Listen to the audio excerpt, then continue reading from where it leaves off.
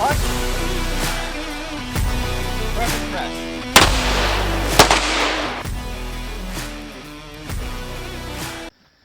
Hey guys, Ivan here, Neuro Tactical. We're going to do a 2 rounds, reload, and do 2 more rounds. Alright, so the way we set it up, we have a 2-round magazine in the gun.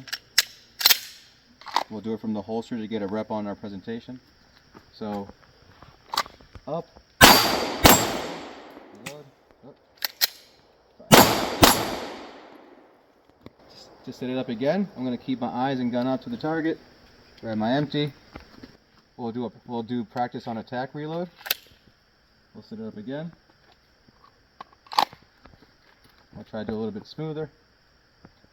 With the reloads, really important to get our angles, guys, because something that just happened to me on that one, like you just saw, I didn't get my angles correct, so I kind of fumbled the reload, which is going to cost me a little bit of time. So being able to make this angle line up with this index finger with my gun is going to allow me to be able to get that magazine in there a little bit more efficiently. So we'll try it again. Present.